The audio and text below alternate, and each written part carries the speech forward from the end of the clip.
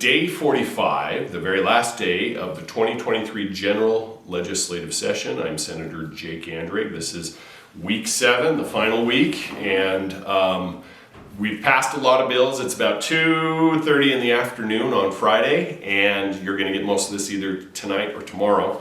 And the session will be done by the time most of you get this, but I'm going to tell you what's passed already this week. I'm going to tell you we got a few things still ahead of us before we adjourn sine and die tonight at midnight. Hopefully not at midnight, a little bit before, but we'll see.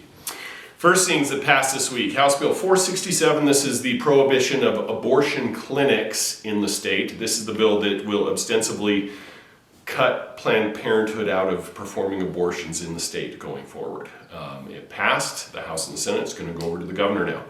The second thing, Senate Bill 31, this is the state flag bill. Many of you probably saw on the news that this passed. It will now go to the governor.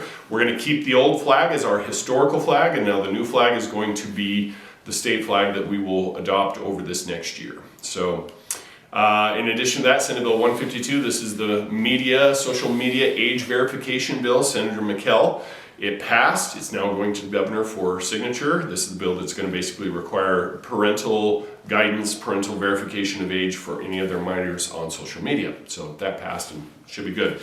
In addition, we've passed a lot of tax cut bills as well as tax modification bills. We've passed House Bill 101, that's the food tax cut bill. Now, to be clear, this is only cutting the state's portion of the food tax. This is not cutting the county or the cities or the local municipalities. So even though we're taking out the state's portion of it, there's still going to be sales tax on food. It's just not the whole thing.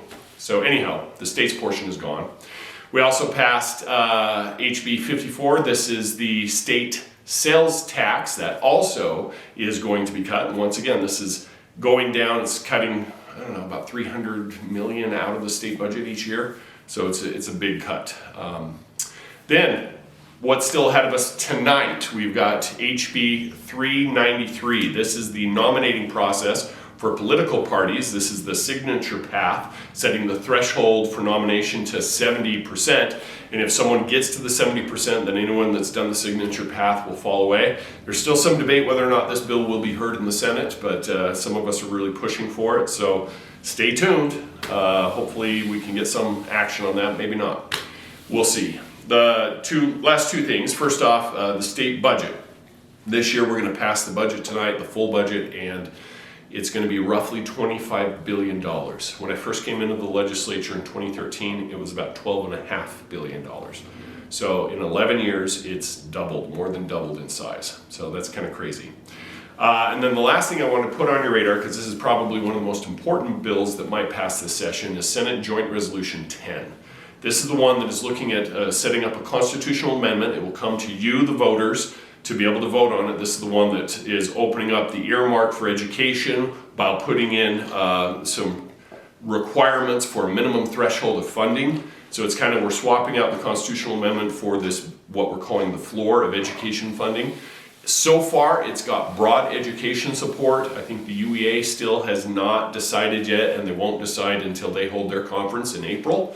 So we're going to pass this. It won't go to the voters for final verification until 2024.